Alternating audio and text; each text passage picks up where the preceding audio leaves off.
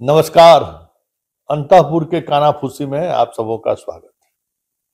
और आज अंतःपुर के कानाफूसी में कहने के लिए तो बहुत कुछ है, और जो कुछ कानाफूसी में हो रहा है उसको हम कैसे आप तक पहुंचाए, इसमें थोड़ा हमें असहजता महसूस हो रही है। खुलकर कह नहीं सकते हैं, और सांकेतिक तौर पर कहेंगे तो आप समझ नहीं पाइएगा।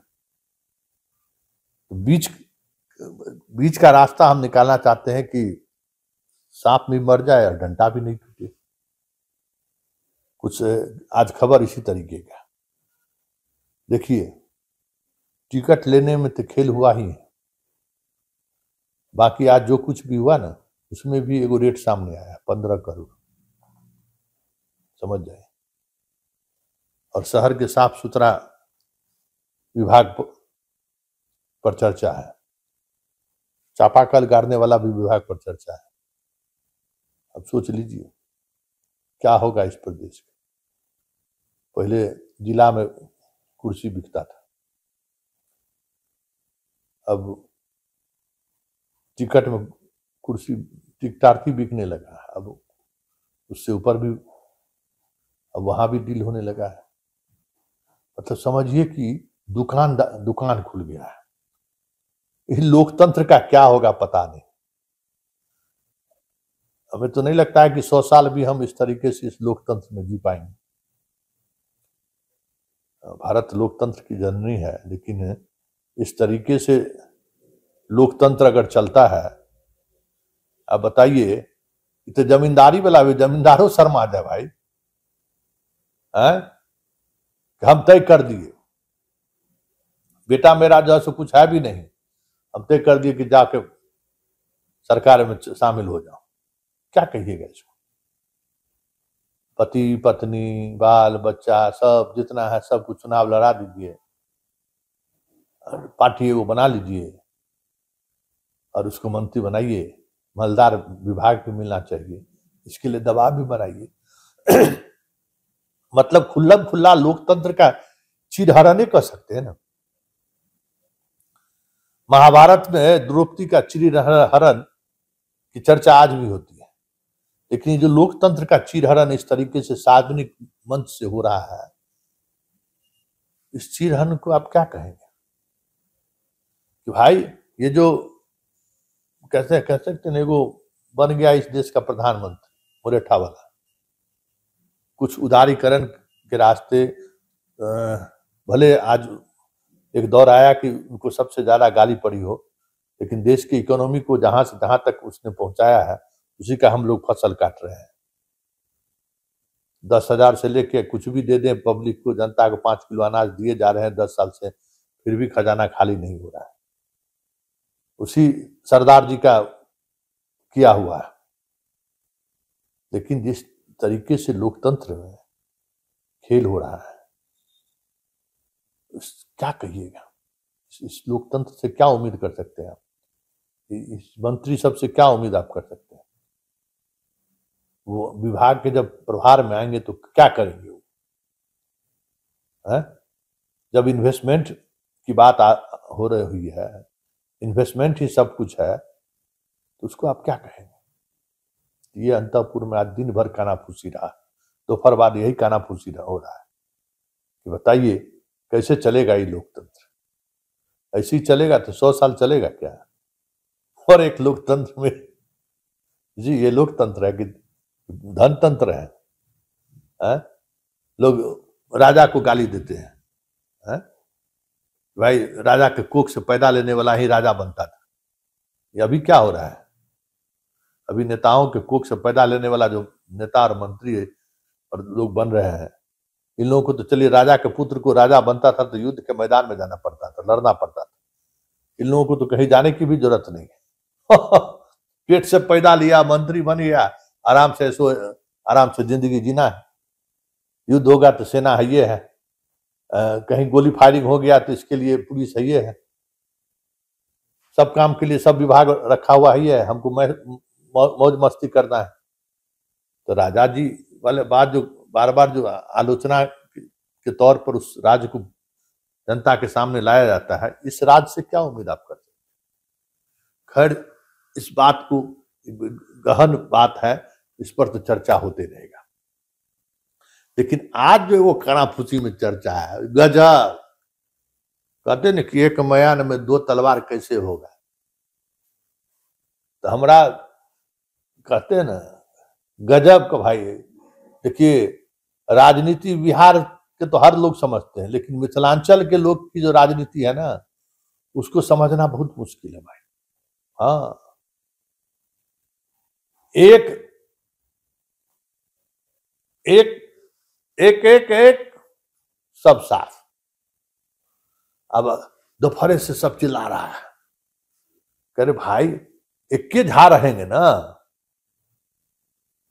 मिथिलांचल में कितना झा चाहिए भाई। और जो एक झा है, जगन्नाथ मिश्रा जी अपने समय में मिथिलांचल किसी झा जी को आने देते थे, फटकने देते थे हैं? तो फिर उस कलेवर का जब झाजी ऑलरेडी बिहार की राजनीति में सक्रिय है, तो दूसरे झाजी की जगह की जरूरत क्या है बैठ के कानाफूसी करने के लिए? तो खत्म हो गया खेल, नहीं मिला जगह, सब बौखलायल है, कितना जीते कुछ नहीं मिला, हम लोग एकदम खाली हाथ रह गए। खाली हाथ उनके इस हाथ में क्या क्या लीजिएगा? एक किंग मेकर है ये है, चाणक्य है ये है, तो फिर दूसरा की जरूरत कहाँ है? और दूसरा के खड़े करके काहे उनको कमजोर करना चाहते हैं भाई? तो आज कानाफूसी में तो नहीं है, चर्चा जोर से है। ये सेट कर दिए झाजी बड़ा बढ़िया से, सब मिथिलांचल के दोनों झा सब एकदम फिट है, दिए एक झटका आ रही है अपनी जगह पर, क्योंकि राजनीति हमें करना है ना, उस राजनीति का श्रेय दूसरे कैसे ले लेगा? बड़ी चल रहे थे मुंबई या कहाँ कहाँ बैठ के इन्वेस्टर मीट करने के लिए, ऐसा भी हुआ है क्या? है माल महाराज क्या मिर्जा खेले होली, ये चलने देंगे? तो बस मिथिलांचल में बस एक ही म्यान में एक ही तलवार रहेगा, दूसरे का कोई गुंजाइश नहीं है। समझने वाले लोग समझ गए होंगे। चलिए, अब चलते चलते एक और अंतपुर का हाल जान लेते हैं। शोकाकुल है, आज शपथों ग्रहण में नहीं गया था, एकदम मतलब उठ नहीं पा रहा है। तो पता नहीं हार का दुख है कि लैंड फॉर जॉब वाला का दुख है, फिर तारीख आने वाला है, समझ से परे की बात। वैसे मतलब राजनीति में, बिहार के राजनीति में भी संजय का अपना अपना कैरेक्टर है, अपनी अपनी भूमिका है। तो वहां के संजय को बाकी दूगो तो भाग गया, और एक जो संजय है उसको लेकर कसमकस चल रहा है। अब कब तक फेस नहीं करेंगे? विधानसभा का सत्र आने वाला है, शपथ ग्रहण होगा, वहां तो आमने सामने हो ही जाएगा। कितना देर तक जो चेहरा छुपाते रहिएगा, और कब तक छुपाते रहिएगा? चेहरा क्यों छुपा रहे हैं? चुनाव नहीं लड़े इसके लिए, या फिर बिना लड़े हार गए इसके लिए? अंतपुर में गजब का चर्चा है।